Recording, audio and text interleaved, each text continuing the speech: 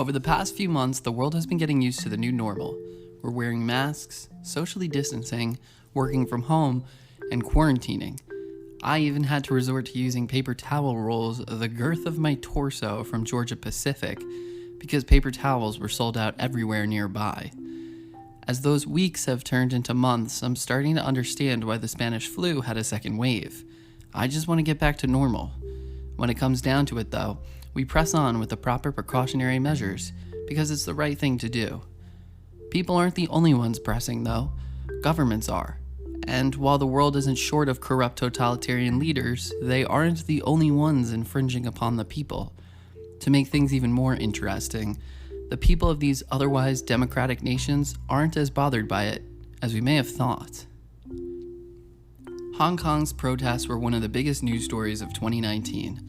A city in which its people have never really had their own complete sovereignty, Hong Kong's residents took to the streets, fighting through both tear gas and censorship. But now, China has full control. Measures have been taken to ensure the undesired communist occupation continues, while the residents of Hong Kong are unable to protest due to quarantine.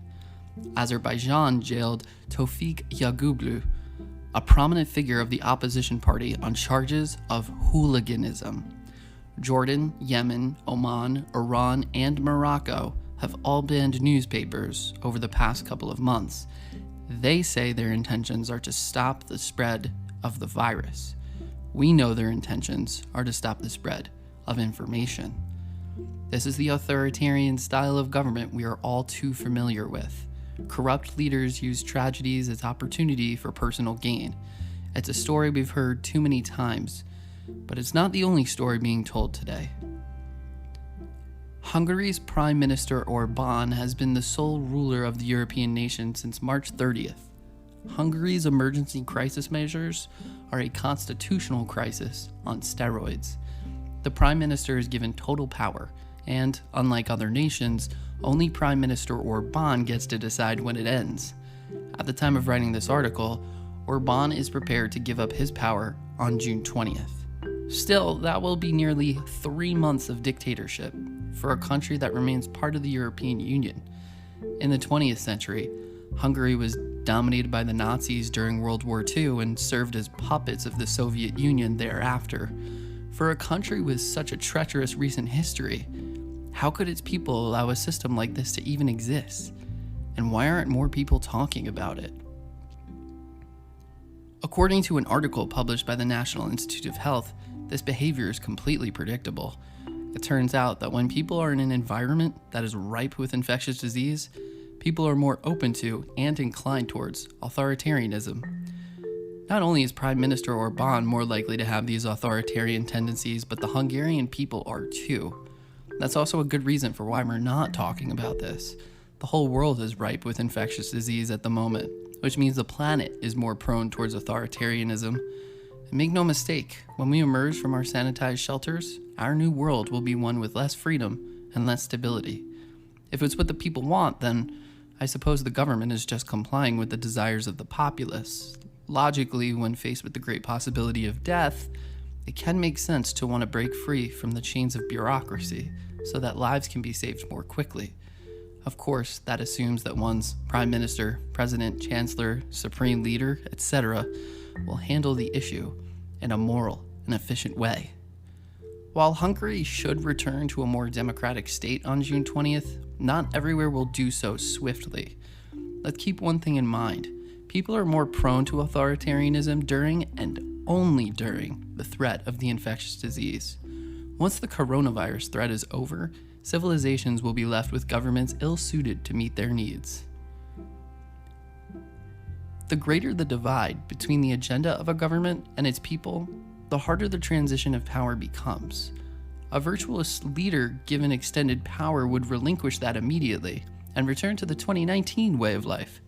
But as we all know, absolute power corrupts absolutely.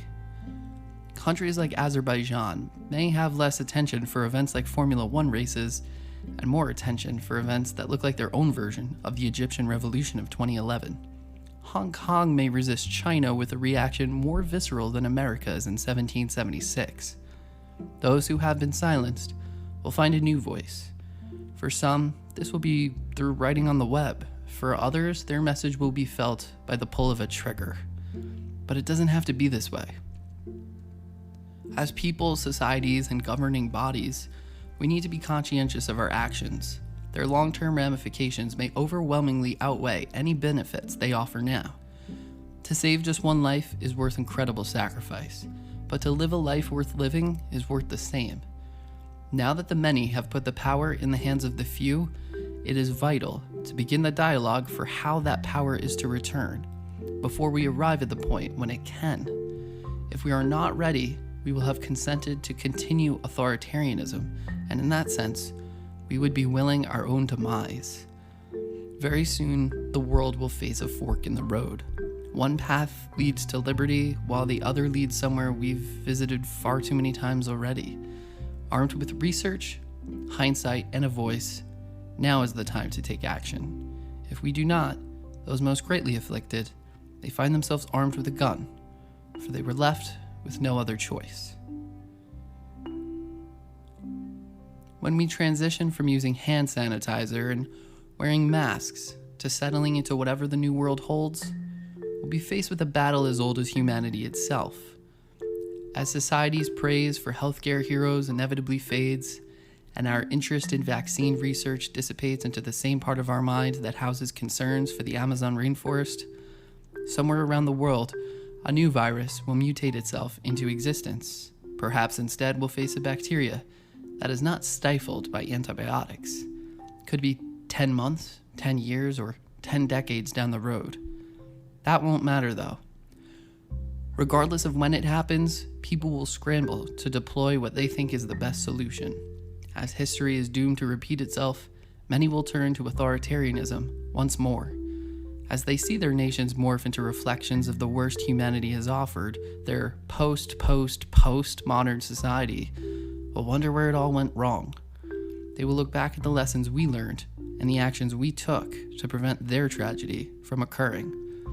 It would be so pitiful if they were to look back upon a people who chose to revert back to distracting ourselves from the problems we face by judging others and spending money we don't have, instead of seeing a people who chose to unify for a purpose.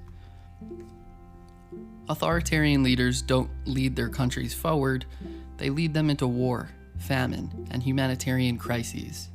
If humanity ever intends on defeating authoritarianism, research and history have shown us that it means we have to defeat infectious disease. The war on infectious disease rages on, and despite the inevitable decline of support as life improves, the soldiers on the front lines will be our healthcare heroes, in the medical facility, in the field, and in the lab. To save the future of democracy, to continually grow the world economy, to protect the sovereignty of the individual, and to save the lives of millions, it's time to acknowledge that we have to rip the bandage we use for infectious disease off at some point. With what is at stake, now sounds like the perfect time to do so.